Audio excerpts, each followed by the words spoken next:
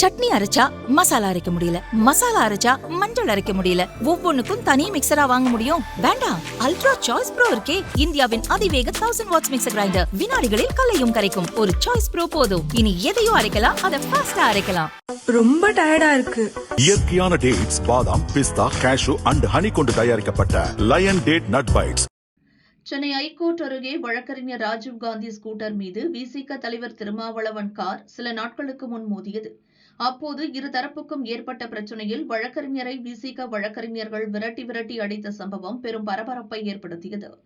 இந்த பிரச்சினையில் திருமாவளவனுக்கும் போலீசுக்கும் ஐகோர்ட் கண்டனம் தெரிவித்துள்ள நிலையில் இன்னொரு அரசியல்வாதி பொது இடத்தில் அடாவடியாக நடந்து சர்ச்சையில் சிக்கியுள்ளார்.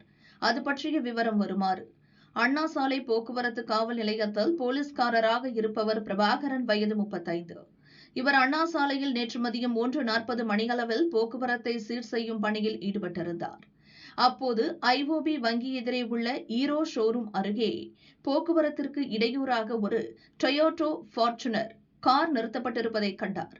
காரை அங்கிருந்து ஓட்டி செல்லும்படி டிரைவரிடம் பிரபாகரன் கூறினார். அந்த காரின் முன்புறத்தில் எம்எல்ஏ ஸ்டிக்கர் ஒட்டப்பட்டிருந்தது. காரில் உட்கார்ந்திருந்தது மயிலாடுதுறை காங்கிரஸ் எம்எல்ஏ ராஜகுமார்.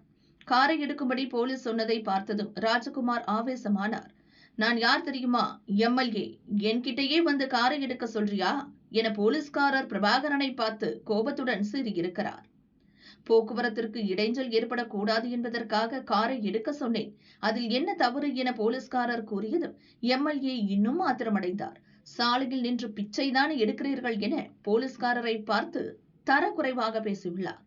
வாக்குவாதம் முற்றியதில் எம்எல்ஏ ராஜகுமார் போலீஸ்காரரை கன்னத்தில் அறைந்துள்ளார்.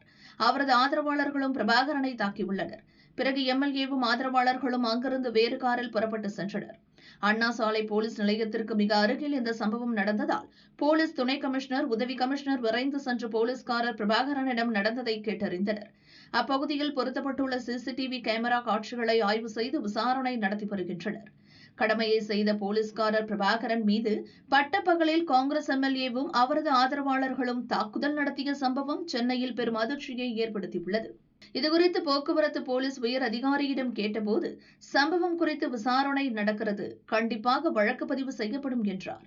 முதலில் விசிக தலைவர் திருமாவளவன், இப்போது காங்கிரஸ் எம்எல்ஏ என அடுத்தடுத்து இரு கூட்டணி தலைவர்கள் சென்னையின் முக்கிய சாலைகளில் நடந்த அடிதடி சம்பவங்களில் சிக்கியிருப்பது திமுக தலைமைக்கு தர்ம சங்கடத்தை ஏற்படுத்தியிருக்கிறது. ஆளுங்கட்சி கூட்டணி தலைவர்கள் என்றால் இப்படித்தான் அராஜகமாக நடந்து கொள்வார்களா என்று பொதுமக்கள் கேள்வி எழுப்ப துவங்கியிருப்பதால் திமுக அரசுக்கும் அவப்பெயரை ஏற்படுத்தியிருக்கிறது.